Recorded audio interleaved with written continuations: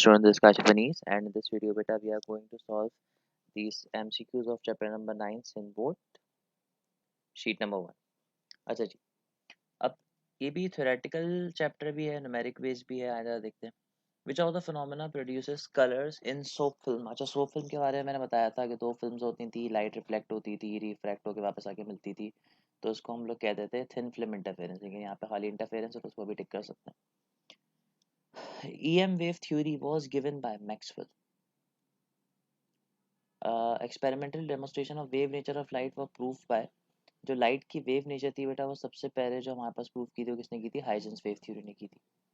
Photo electric effect is explain if light is considered to travel in form of photons. Photoelectric effect यानी कि photon जो है वो आता था, इलेक्ट्रॉन पे टकराता था और वो इलेक्ट्रॉन को नॉकआउट करता था. तो ये पार्टिकल के बारे में बात होती थी. Which of the following phenomena can not B explain on wave theory. Wave की मदद से कौन सा फिनोमेना एक्सप्लेन जो है नहीं हो सकता? डाइफ्रैक्शन, इंटरफेरेंस, पोलराइजेशन सब तो करते हैं. कॉम्पटन इफेक्ट जो है वेव की मदद से नहीं हो सकता, क्योंकि कॉम्पटन इफेक्ट में एक स्टेशनरी इलेक्ट्रॉन को एक फोटोन आगे स्ट्राइक करता है. अच्छा, पार्टिकल को एक पार्टिकल ही मूव करा सकता है, वेव मूव नहीं करवा सकती. विच of the following phenomena can not B explain on particle nature of light. Particle of nature of light की मदद से अगर हम देखें तो इंटरफेरेंस ऑब्जर्व नहीं करती. पार्टिकल्स कभी भी इंटरफेरेंस नहीं करते. आप दो पार्टिकल को मिला के पार्टिकल बना सकते हैं? नहीं बना सकते ना. वेव थ्योरी किसने प्रपोज की थी बेटा? हाइजन ने की थी. Locus of all points having same face, इसे कहते हैं वेव फ्रंट्स. होता क्या था? एक सोर्स है, उसमें से वेव्स निकल रही हैं. इसके जो सारे पॉइंट्स होते हैं ना, इनको लोकस कहते हैं हम लोग असल में. तो इन सबका फेस जो है बिल्कुल सेम होता है. ठीक है.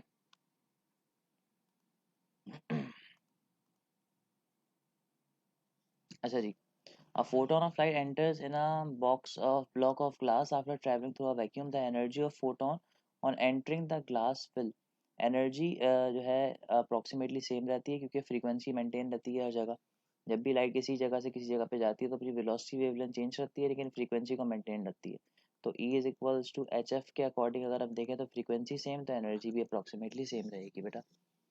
Modern view about nature of light is behave as. जो मॉडर्न व्यू है उसमें हम कहते हैं लाइट की डुअल नेचर है, यानी कि लाइट में पार्टिकल नेचर भी है और वेव नेचर भी है.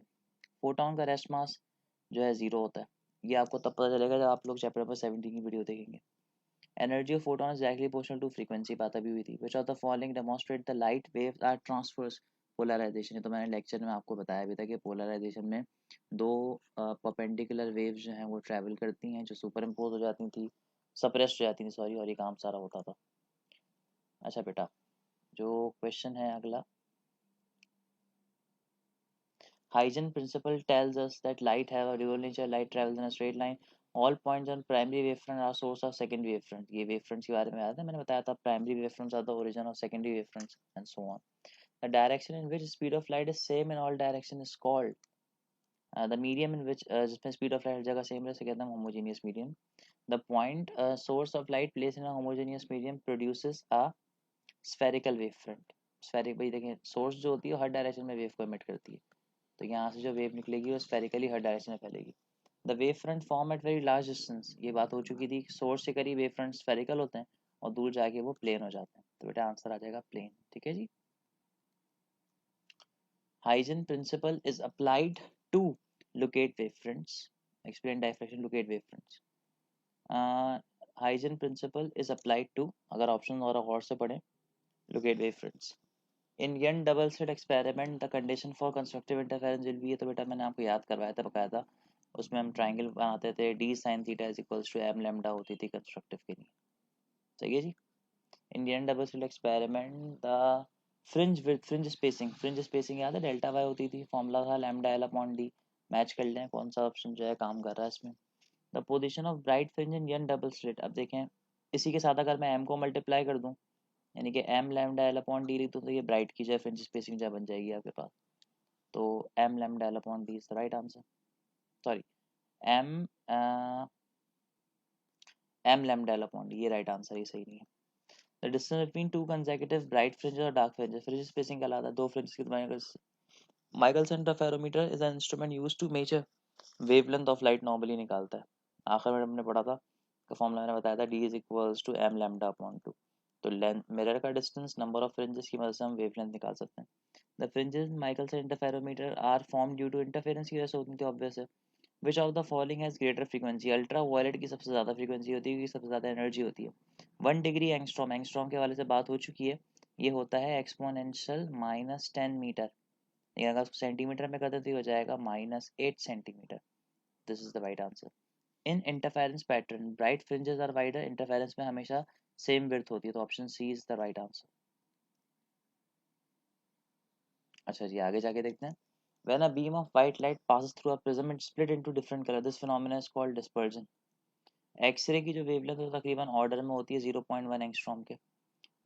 When a ray of light passes from rare to denser, जब वो रेयर से डेंसर में जाती है बेटा तो वो आके टकरा के रिफ्लेक्ट होती है, उसमें 180 डिग्री का शिफ्ट आता है। टू ऑब्टेन इंटरफेरेंस कोहेरेंट भी होनी चाहिए, मोनोक्रोमेटिक भी होनी चाहिए और सुपर इम्पोज भी होनी चाहिए, तो all of these is the right answer. अच्छा बेटा, the condition of constructive interference is that the path difference between two waves is equals to constructive interference के दरमियान का जो पार्ट डिफरेंस है वो इंटीग्रल मल्टीपल होना चाहिए लैम्डा का, तो इंटीग्रल मल्टीपल ऑफ वेवलेंथ। अब मल्टीपल कोई भी हो सकता है। ब्रैग्स लॉ बेटा ये होता है, सॉरी ये होता है। Which of the following can not be polarise, sound wave, sound wave mechanical wave है, एक ही डायरेक्शन में ट्रैवल करती है, परपेंडिकुलर वाइब्रेशन होती ही नहीं है, और ट्रांसफर्स नीचे का अपने यहाँ पे सवाल ही पैदा नहीं होता। Polarisation takes place in transverse wave, सिर्फ ट्रांसवर्स वेव में होती है। Maximum and minimum loudness of sound in piano, they are sounded together, is called beats. ऐसे तो ये साउंड का सवाल था नहीं, उन्होंने यहाँ पे इसको कॉपी पेस्ट कर दिया, तो ये बीट्स है बेसिकली, जब दो अलग अलग आवाजें एक साथ सुनाई दे। Number of beats produce is equals to, beats का फॉर्मूला हम आपने अगर अनकॉमन टॉपिक की वीडियो देख लियो तो बीट्स का फॉर्मूला ये होता था F1 - F2, difference in frequencies of superimposing waves. If two sound waves produces beat, it is necessary they have slightly different frequency. बात हो चुकी है इस पे। Beats are the result of constructive and destructive interference. The sound wave gave rise to the phenomena of beat due to interference. अच्छा जी, a regiment of soldier crossing a suspension bridge, they are ordered to break the steps ताकि resonance create ना हो, उनकी जूतों की जो force frequency है वो ब्रिज की फ्रीक्वेंसी से मैच ना कर जाए। The listener moves towards stationary source, the pitch of sound increases. Doppler's effects moves measure the change in dash, change in frequency बता रहा होता है बेटा ये, apparent frequency निकालता है Doppler's effect। अच्छा, इसी तरीके से अगर हम 44 देखें, when a source of sound approaches the listener at frequency received by him is greater, approach कर रहा है ना, करीब जा रहा है। The rise of pitch of an approaching siren of a is an apparent increase in the wavelength, करीब जा रहा है बेसिकली। अब देखिए सोनार का सवाल है, सोनार में रिफ्लेक्शन ऑफ साउंड होता है, तो बस आप इको आ जाए, सोनार आ जाए, कुछ भी आ जाए, बस ये फॉर्मूला अप्लाई कर लीजिएगा, आपका क्वेश्चन जो है वो कंप्लीट हो जाएगा। एयर कॉलम वाला सवाल बेटा ये सारे सवाल मैंने पहले करवा लिए थे, तो इसको दोबारा करवाने की ज़रूरत नहीं है। ये सारे बीट्स के सवाल हैं, पहले हो चुके हैं। अब जो एक क्वेश्चन रह गया बस वो कर लेता हूँ, बस ये सारे 8 के सवाल थे, 9 में गलती से लग गए। टू लैम्प्स प्रोड्यूसिंग, अगर दो लैम्प्स हैं और वो दोनों साथ रखे हुए हैं, हमने कहा था ना इंटरफेरेंस के लिए हमें दो वेव चाहिए होती हैं। जिस तरह यंग डबल स्लिट में हमने दो होल्स बनाए थे, एक वेव यहाँ से आती थी, एक यहाँ से आती थी, तो इंटरफेरेंस होती थी। लेकिन अगर यहाँ पे दो लैम्प रख दूँ तो इंटरफेरेंस क्यों नहीं होगी? वजह, the phase difference between lamp is continuously changing, तो इनका फेज डिफरेंस जो है चेंज होगा, जिसकी वजह से ये इंटरफेरेंस ऑब्जर्व नहीं करेंगे बेटा। So that's all for this video. यहाँ पे आके सारे एमसीक्यूज में एंड होते हैं। अब इंशाल्लाह नेक्स्ट वीडियो में मिलेंगे किसी नेक्स्ट एमसीक्यूज के साथ। Thank you.